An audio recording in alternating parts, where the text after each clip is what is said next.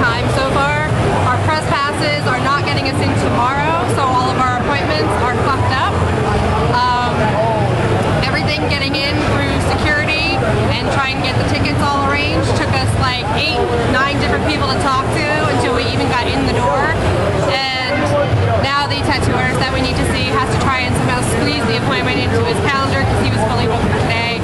So everything is just fucked up, and let me just say that every person working here, except for one security guy, everybody's been a complete and utter nasty asshole. So I am not impressed. I will probably never be at this show again. Alright, so we are actually in the convention center, and we've talked to a couple people. We found the guys at revoked, great burlesque troupe. But I'm really pissed off because they took our passes, told us that press pass is only one day, but they don't even really do press passes. So everything's all fucked up with my appointment that was supposed to be on Sunday. Now we can only be here on Saturday. So I'm trying to get tattooed tonight. And if I don't get tattooed, I'm going to be so pissed and I'm going to drink my face off tonight and lose my pants.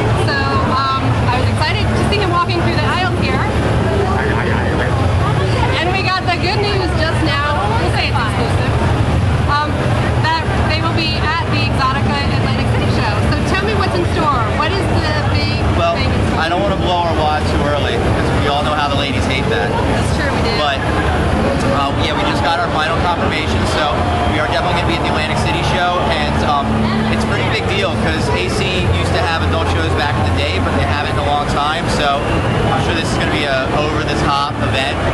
And as far as we go, I've got a few little extra quirks in the works.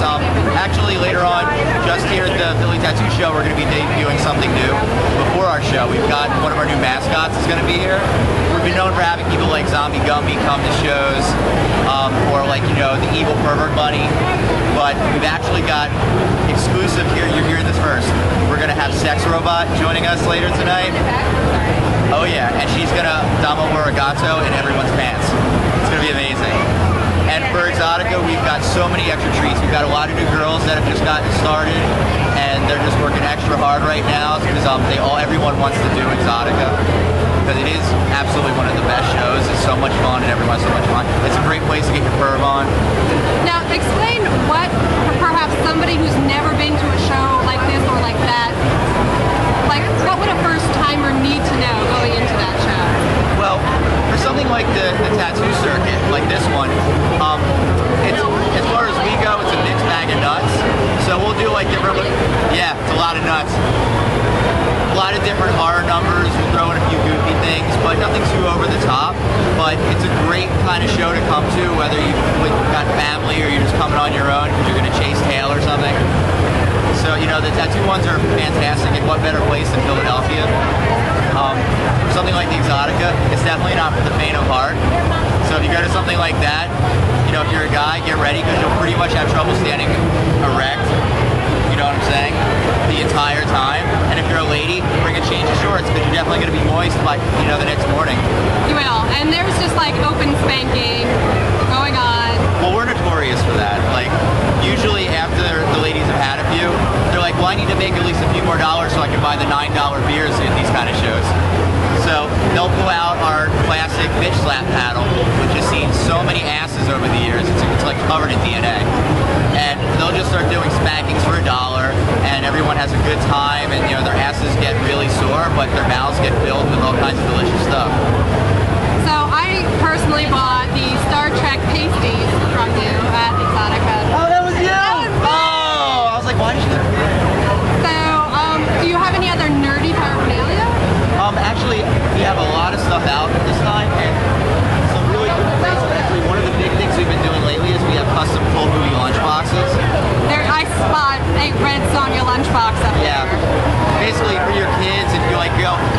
like to have a Cannibal Holocaust lunchbox and put your peanut butter and jelly in and take to school? Yeah, I would, Dad. Thank you. What better than a Brigitte Nielsen Ritzonia lunchbox? And the ladies finally started doing prints. And of course, we always have our sugar skulls. The sugar skulls are awesome. Oh, thank you. I love them. And you know, it's so funny that you bring up the Star Trek pasties, because just a little bit ago, one of our best performers, she's like taking a nap right now, but Smurf over there was telling me how there's this comet that's headed our way that we're going to get to see for like 3 months, and they're calling it Ponfar. They're calling it the Ponfar Comet. I had my Ponfar 3 years ago. Well, and for all of you nerds out there, you know what I'm talking about. And for all of you non-nerds, that means for 7 years, like how we're talking about, every 7 years you can get your freak on really intensely. Like your nerd, your inner nerd. The inner nerds were having fun 3 years ago. You either have to fight or fuck, otherwise you die. It's true. Yeah, so this comet is going to set every nerd's fire ablaze. Thank you. Yeah, you guys, if you want, take my It'll let my Tootsie roll. Thank you so much. Oh, thank you.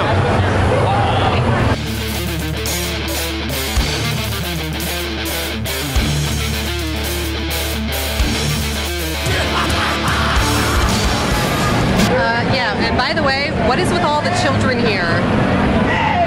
I don't think of this as a kid-friendly place, partially because there's no room for them, and, you know, yeah, fine, so there's like naked people running around and body painting competitions and stuff like that, and girls in pasties and underwear, so that's fine if your kid is used to that and it's not shocking, that's great, but I can't tell you how many children I have almost stepped on because they are just running around, and that's just not acceptable.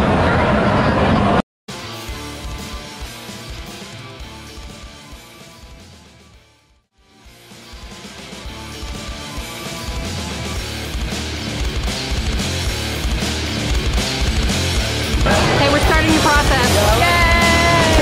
Theme, the Living Corpse movie, from where were they from? Ventnor or Epseekin. They did a song for us. It's awesome. When you hear it, it's like totally rad. It sounds like Motorhead. And they're gonna film a video for it, and they reverse around the corner from Secret Stash. They were like, "You think if we go in there and ask them if we can film the video, they'll let us?" I was like, "Dude, it doesn't hurt to ask. Like, just go in there and ask them." The worst they can say is no. And they went in and Walt was there. And he was like, "Yeah, give me like a day's notice." So we set it up for the 17th. How'd you hear about this? And I'm trying to actually get like movie company Shoreline and like Anchor Bay. I'm trying to tell all of them that we're doing it. Since like AMC and Zombies, they do that show. What was her name? Tell me. I'm trying to get everybody coordinated together so they like maybe work together to help promote. But it's all about communication. Thinking the video is just going to be actually so badass that it doesn't matter if nobody else even like gets involved. I mean, the Hammer Fight song they did is sick. It's on the website. It's like streaming live on the website all the time.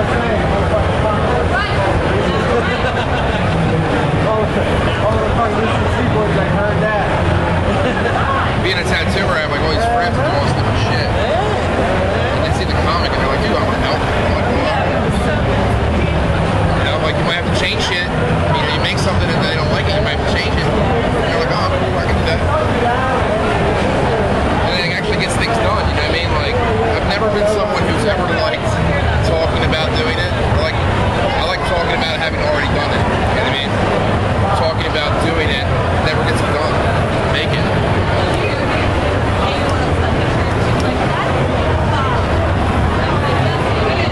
My sexy leg.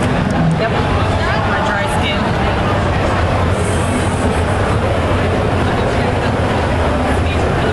Get a nice shot of me wincing in pain. You said it doesn't hurt. Back in the saddle. Back. Okay, so now Buz is here, we're getting down to work. So as if you couldn't tell already, Buz is one of the creators of the Living Corpse comic. How you doing? And It's a good book, man. it's a good book. It's a funny zombie book. It's as good as The Tick. So there. Now, what's the news that you have about Sci-Fi Channel? We have 2 projects with them. One is called Were Zompire, like a werewolf zombie vampire. you know, it's basically just kind of like hybridizing all the favorites. So somebody had to do it. And the other one is the Little Dead Riding Hood, like a zombie Red Riding Hood character. I don't know which one they're going to make first, but they definitely want to start one of the two. I'll tell you that. When will everybody else be able to see the Living Corpse movie? You can definitely see it in July when it comes out on DVD from Anchor Bay, but there's a really good chance that it might be in theaters for like a really short run. I don't know yet any date, but I can tell you that it's going to happen. It's going to happen before Comic-Con. We were hoping that there would be a local screening here. I'm trying to do that, but based on what they want to do about a theatrical release, it has to coincide that it's smart for them financially than to show it in an area, you know, of the states that they may like want to target. So we don't want to release it in like, you know, South Jersey and have it be like, well, Philly and South Jersey was one of our big money makers, and you just showed the film for free. So we have to wait and see what they want to do. Well, there's a lot of opportunity to show it. There's a lot of interest in it. And shit, they might even, from what I hear, they might even like upgrade, throw a little bit more money at the project and like advance the animation a little bit. Anchor Bay was like, we really like this, but you know, need to turn up the ante on some of the animation. I know they're talking about going in and adding more stuff to the movie. So, do you have any other comic title ideas, or are you really just focusing on Living Corpse and keeping that storyline going? Living Corpse always comes first. We make sure we do that first. There's probably like 3 or 4 more comic ideas we got. Where's Zombire, Little Dead Riding Hood, and Ozomba. A like conspiracy theory farce on like society today with a post-apocalyptic zombie saga. It's like a Mad magazine. But so yeah, we're working on all that, and whatever, you know, yields the interest more, we'll spend more time on. Okay. But when you make one thing like Living Corpse and you're successful, you always want to say, well, what other idea you got, you know? And I heard that a couple years ago, like I heard that maybe like almost 10 years ago, I heard if you have one good project that does really well, they'll ask you if you have any other ideas. So I started to like think of other ideas why we work on Corpse. How long have you been doing tattoos? Since 98. Started at 98, I was like a skateboarder kid, like right around like 94. I was a big fan of the Chili Peppers. And White Zombie, and I was like, man, I want to look like that. That shit's sick, dude.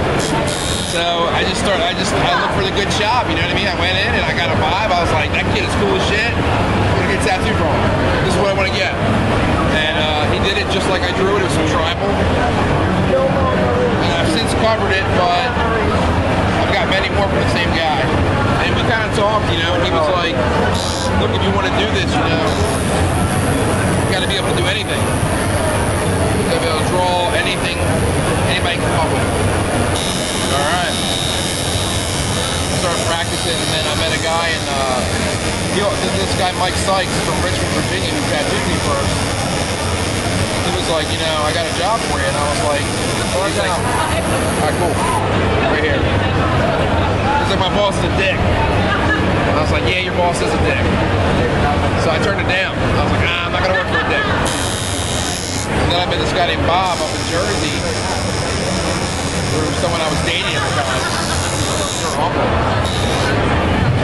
And I didn't even really know who he was, but that's him right there in that frame if you want to put a screen cap on.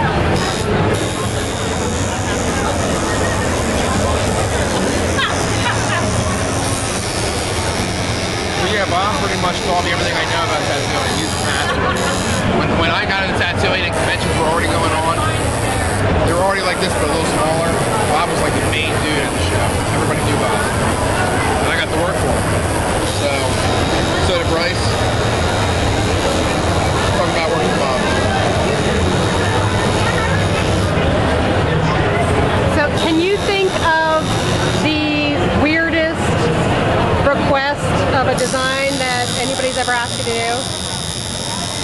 honestly, the hardest thing I've ever done was a guy wanted a praying mantis, but he wanted him to be a samurai. It was like every time I drew it, he didn't want it to be cartoony. That was his number one thing. I don't want it cartoony. As soon as I drew it, it looked like a Ninja Turtle. Like, there was no way to not make it look like a Ninja Turtle.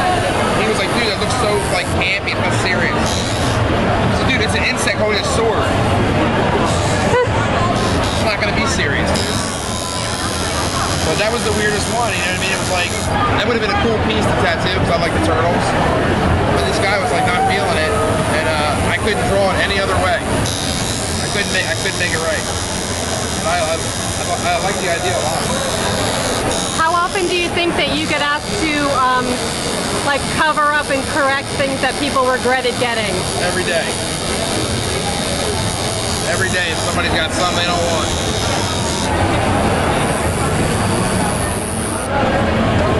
It sucks too, man, because the access to getting the equipment is so easy. People are just doing it, they don't even care. They're like, oh, I'll see what happens. And it always turns out really bad. Some stuff you can't fix, man. Some stuff is so bad, you're like, yeah, you gotta keep that. They're like, what, you can't do nothing with it? I'm like, nope. I'm like, how much? I'm like, $500. I'm like, that's too much money. I'm like, no problem, go ask somebody else. It's like, dude, I don't want to fix your fucking problem. It was your dumb ass that fucking got that. You live with that.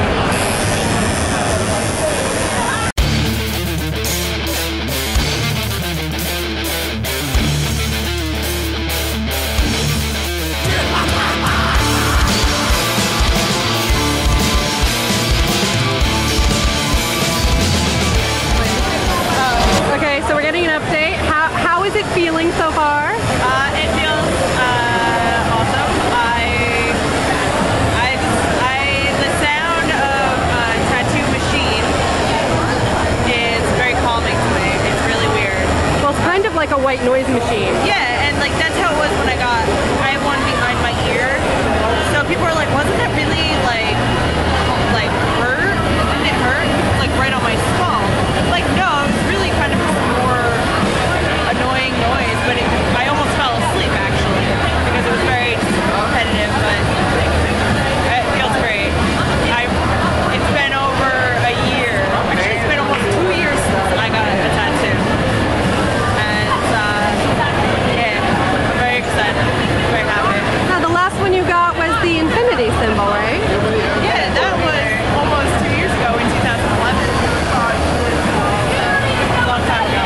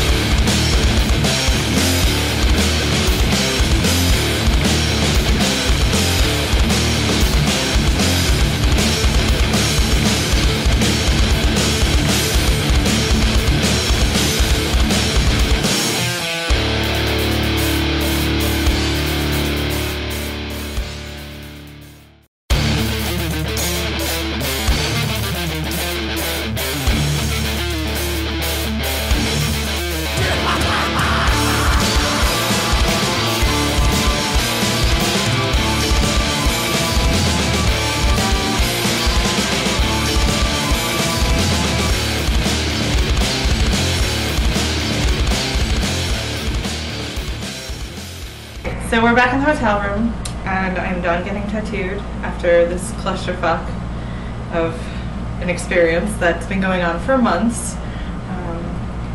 I'm happy with the end result of the tattoo, but I can honestly say I will never come back to this show because it's just ridiculous, and I'm very pissed off about several things. I'll leave it at that. But the ink is beautiful.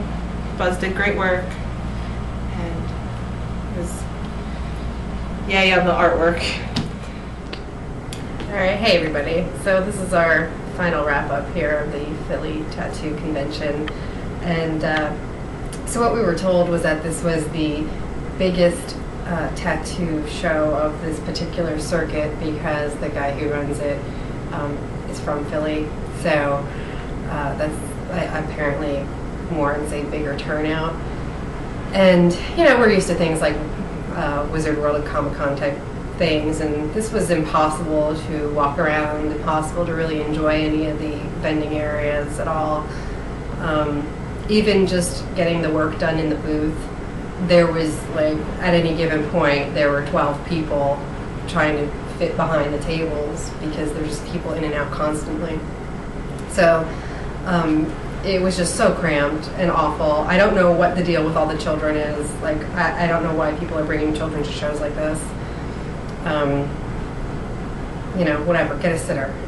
And then I'm just like ultimately pissed because since we figured we had to be here for a day and a half because of all the appointments and stuff going back and forth and getting very screwed up, we figured we would do like one day of getting interviews from people and then one day getting Ashley's tattoo done. And it didn't work that way because we were told, well, a press pass is only for one day and they don't usually give them for just websites. Yeah, so because there's so much print media these days that just websites aren't good enough to get in for 2 days. So they can fuck off. And yeah, we will probably never ever consider coming back to this show. And other than running into the people from Rigor Mortis Review and having Buzz do good work, we have absolutely nothing positive to say about the Philly Tattoo Show.